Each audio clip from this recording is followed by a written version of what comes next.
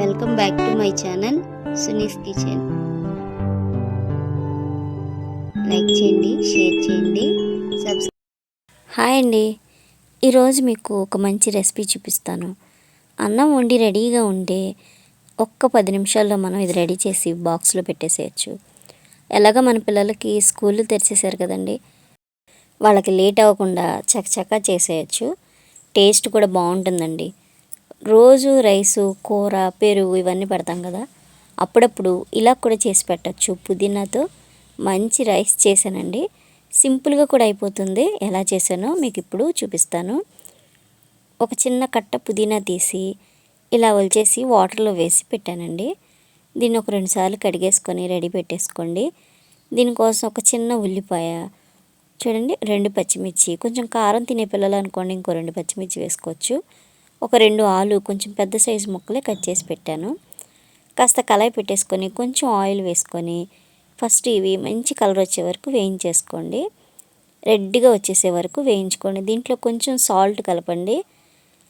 అలాగే కాస్త కారం కూడా కావాలి అనుకుంటే కొంచెం కారం, సాల్ట్ 2 వేసేసి ఇలాగా మంచి కలర్ వచ్చే వరకు, గోల్డెన్ కలర్ వచ్చే వరకు వేయించేసుకొని ఇవి ఒక గిన్నెలోకి తీసేసుకొని పక్కన పెట్టేసుకోండి. ఈ విధంగా మంచి కలర్ క్రిస్పీగా రావాలి దుంప, ఆ విధంగా వేయించుకోండి. ఇంక ఇప్పుడు ఒక మిక్సీ జార్లోకి మనం పుదీనా అంతా వేసేసుకొని వాటరే వేయకుండా మెత్తగా పేస్ట్లా చేసుకోండి. వాటర్ వేసుకున్నాం అనుకోండి వేగడానికి టైం పడుతుంది. అందుకని ఈ విధంగా వాటర్ వేయకుండా ముద్దలా చేసి రెడీగా పెట్టేసుకోండి.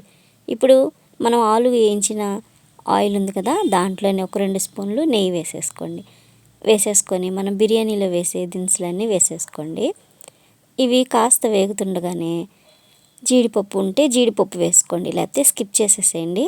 ఇగోండి ఈ విధంగా పేస్ట్ చేసి రెడీగా పెట్టేసుకున్నాను. ఇక నేను దీంట్లోకి ఒక 10 వరకు జీడిపప్పు వేసుకున్నాను. అక్కడక్కడ కనిపిస్తే బాగుంటుంది కదా, పిల్లలకు కూడా ఇష్టంగా తింటారు కాబట్టి.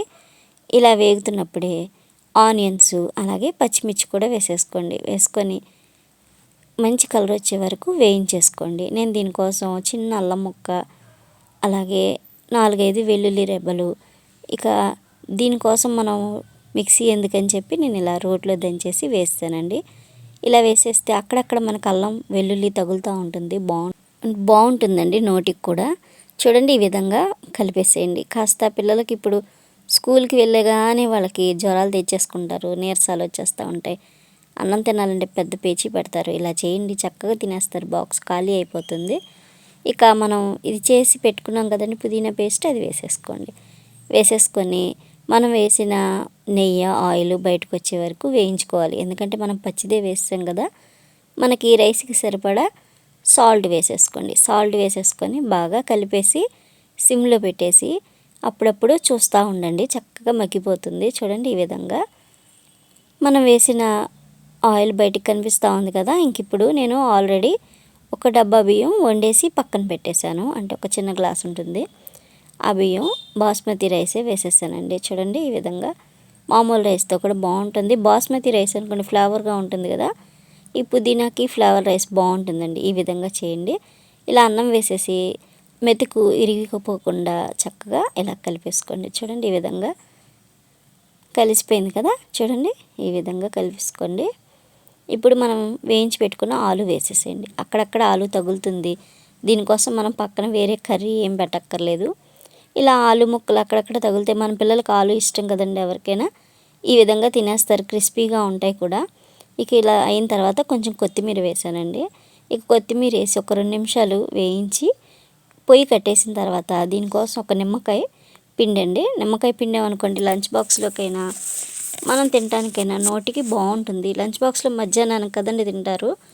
ఇంకా ఈ నిమ్మకాయ వేయడం వల్ల కూడా పాడవకుండా బాగుంటుంది. చూడండి ఈ నిమ్మకాయ పిండేసి ఒకసారి కలిపేసుకున్నాను. చాలా టేస్టీగా ఉందండి, సింపుల్గా అయిపోయింది. బాక్స్ కట్టేసేయచ్చు పిల్లలకి. ఈ విధంగా కలిపేసి మూత పెట్టేశానండి నేను. ఇక ఈ విధంగా సర్వ్ చేసాను. ఇంకా మనకి దీంట్లోకి పెరుగు, రైతా కానీ ఆనియన్స్ ఇలా పెట్టి మనం పెట్టచ్చు. చాలా టేస్టీగా ఉందండి, సింపుల్ కూడా అయిపోయింది. మీరు పిల్లలకి లంచ్ బాక్స్లోకి హడావిడి లేకుండా ఈ విధంగా ట్రై చేయొచ్చు.